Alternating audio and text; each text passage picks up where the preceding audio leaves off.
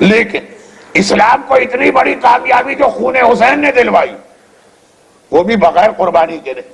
اگر ہم چاہیں کہ ہمارے گھروں میں اور ہمارے خاندان میں اور ہماری برادری میں اور ہمارے شہر میں یہ وہ اسلام زندہ رہے تو ہمیں بھی قربانی دینا ہوگی۔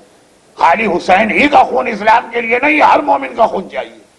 یہی وجہ ہے کربلا میں اگر اکبر کا خون بہا تو غلام حبشی جون کا خون بھی بہا، تاکہ ہمیں اور آپ کو پتا چلے ہر ایک کی ذمہ داری۔ اور اتنی آسانی کے ساتھ اتنی بڑی کامیابی نہیں ملی۔ کتنا بڑا امتحان اور کتنی بڑی قربانیاں اہل بیت کو دینا پڑی۔ سجاد تو ساری زندگی شام کو یاد کر کے روتا رہا، مگر اسی شام میں سجاد نے کتنا بڑا انقلاب برپا کیا۔ سجاد کے اس انقلاب میں بہت اہم حصہ ننھی سکینہ کا بھی تھا۔ دربار شام جہاں یزید جیسے گھمنڈی اور مغرور کے پاس وقت بھی نہیں ہے کہ توجہ دے کون آیا، سب معلوم ہے، مگر کسی کی توہین کرنے کا ایک طریقہ یہ بھی ہوتا ہے کہ اسے نظر انداز کر۔ تاریخ کے اوراق پر یہ جملہ بھی آنا تھا کہ ہندا کا پوتا تخت حکومت پر سینہ تان کے جام شراب ہاتھ میں لے کے بیٹھا اور محمد کی نواسیاں قیدی بنائی ہوئی، بازوؤں اور گردن میں رسی ہے، سر جھکائے کونے میں کھڑی۔ یہ بھی آنا تھا تاریخ اسلام پر۔ اور یزید کی حالت دیکھی، ایک تو ویسے ہی اقتدار کا نشہ ایک نشہ ہوتا، تخت پہ بیٹھا، پھر شراب بھی پی رہا ہے، جام شراب قصدن ہاتھ میں لیا ہے، آئے تطہیر والا گھرانہ سامنے کھڑا ہے اور یہ بے حیا اپنے ہاتھ میں جان بوجھ کے شراب کا جام لے کے بیٹھا اور ساتھ میں جوا بھی کھیل رہا، بتانا یہ چاہ رہا ہے کہ مجھے کوئی پرواہ نہیں کون آیا، میں اپنے کاموں میں لگا ہوں۔ اور ایک کونے میں اتنی دیر تک محمد کا گھرانہ قیدی بن کے کھڑا رہا، اتنی دیر تک کہ زینب کے گھٹنے دکھنے لگے۔ جس بی بی نے ساری رات شام غریبہ چوبے خیبہ ہاتھ میں لے کے لوٹے گھر کا پہرا دیا، اتنی دیر دربار میں کھڑی کی گئی کہ زینب کے گھٹنے دکھنے لگے۔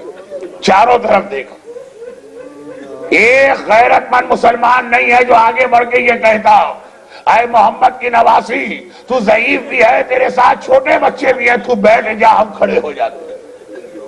دیکھیں تاریخ میں آ جاتا کہ یزید کے سپاہیوں نے اسے گرفتار کر لیا یا اسے اپنی جگہ نہ دینے دی، الگ بات تھی، تاریخ میں آیا بھی نہیں۔ رومی سفیر کا واقعہ آ گیا، عیسائی عالم کا واقعہ آ گیا، یہودی راہب کا واقعہ آ گیا، کسی مسلمان کا ایک جملہ نہیں آتا۔ ایک جملہ میں اکثر جناب عباس کے لیے کہتا ہوں، وہ پھر آ جائے گا۔ ساری کائنات کا مشکل کشا ہے اہل بیت کا گھرانہ۔ دنیا میں کسی میں کوئی پریشانی آ جائے وہ کس کو پکارتا ہے؟ مومن ہی نہیں، کافر بھی، انسان ہی نہیں، جانور بھی، اہل بیت سب کے مشکل کشا۔ لیکن اگر اہل بیت میں کبھی کوئی پریشانی آ جائے تو اہل بیت کے مشکل کشا کا نام ہے عباس۔ ایک بار زینب نے چاروں طرف نگاہ ڈالی، ایک گوشے میں کٹے سر نظر آئے جس میں عباس کا سر جو دکھائی دیا، زینب نے فریاد کی عباس تو نہ رہا تو آج یہ وقت آ گیا ہے کہ تیری بہنوں کو اتنی دیر دربار میں کھڑا رہنا پڑ رہا۔ مگر یزید وہ تو شراب کے نشے میں، جوئے کے نشے میں، اقتدار کے نشے میں اور سب سے بڑھ کر دشمنی اہل بیت کے نشے میں، دیکھنا ہی نہیں۔ پھر یزید کی توجہ کیسے ہوئی قیدیوں کی طرف؟ ایک ننھی بچی ہے جس کا ایک ہاتھ چہرے پر ہے، ایک ہاتھ گلے پر ہے، کبھی کھڑی ہو جاتی ہے، کبھی بیٹھ جاتی ہے۔ 28 رجب کی ایک روایت بہت بے موقع پڑھ رہا ہوں لیکن مسائل مکمل کرنے کے لیے 28 رجب کی ایک روایت پڑھی جاتی ہے کہ جب حسینی قافلے کے چلنے کی تیاری ہو گئی اور صغرا کو یقین ہو گیا کہ میرا بابا مجھے نہیں لے جا رہا، ابھی تک امید تھی شاید پھوپھی زینب سفارش کر دیں، شاید اماں رباب سفارش کر دیں، پتا چلا کہ اب میں نہیں جاؤں گی، تو آگے آئی رباب کے قریب، اماں جب سے میرا اصغر بھیا پیدا ہوا ہے میں نے تو اسے نہ دیکھا نہ گود میں لیا، صغرا بیمار ہے، اور جو نیا بچہ نو مولود نیو بورن بیماروں کو ذرا اس سے دور رکھا جاتا، سغرا خود دور تھی، لیکن اب دیکھا کہ جا رہا ہے قافلہ، اماں اب تک میں نے اپنے اصغر کو نہ دیکھا ہے نہ گود میں لیا، ذرا ایک لمحے کے لیے میرے اصغر بھیا کو میری گود میں دے دیا۔ اصغر کو گود میں لیا اور ایک جملہ کا، اصغر بھیا سب تو مجھے چھوڑ کے جا رہے ہیں، کیا تو بھی مجھے چھوڑ کے چلا جائے گا؟ کس طرح بہن کے دل سے یہ بات نکلی، اصغر جو سینے سے چمٹا۔ حسین کا پیغام آیا، زینب بیویوں سے کہو سواریاں آ گئی ہیں، جلدی سے گھروں سے باہر آؤ۔ اور اب آپ آگے بڑھی، اصغر بھائی بیٹا قافلہ چلنے والا ہے۔ اصغر نے منہ پھیر لیا، بہن کے سینے سے چمٹا۔ ام فروہ آگے آئیں، اصغر بیٹا میری گود میں آ جا۔ ام کلثوم آگے آئیں، حسین کا پیغام آ رہا ہے، دوسرا پیغام۔ فاطمہ کبریٰ آگے آئیں، ننھی سکینہ آگے آئیں۔ اصغر ہے کہ صغرا کی گود چھوڑنے کو تیار نہیں۔ حسین کا تیسرا پیغام آیا، اب زینب خود آگے بڑھی، اصغر بیٹا زینب کی گود میں آ جا۔ اور اصغر ہے کہ منہ پھیر کے صغرا کی گود میں منہ چھپائے لیٹا ہے، یہاں تک کہ چوتھی بار حسین کا پیغام نہیں آیا، خود حسین آ گئے۔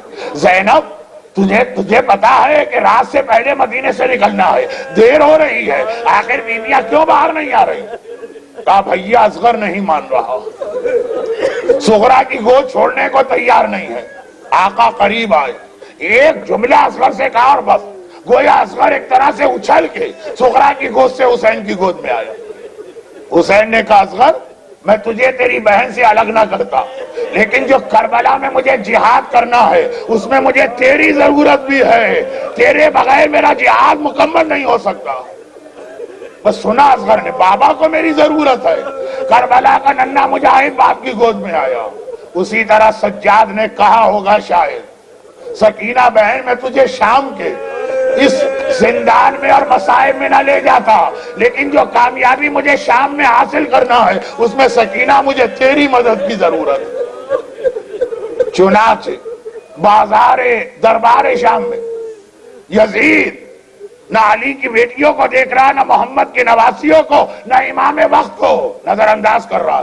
ننھی سکینہ کا جہاد دیکھیے، بس ایک بار سکینہ ہے جس کی وجہ سے یزید ادھر متوجہ ہوا، ایک بار منہ پھیرا، کہا کہ اے بچی یہ تو کیا کر رہی ہے؟ ایک ہاتھ چہرے پر ہے، ایک ہاتھ گلے پر ہے، کبھی کھڑی ہوتی ہے کبھی بیٹھتی ہے، پہلے بتا تو ہے کون؟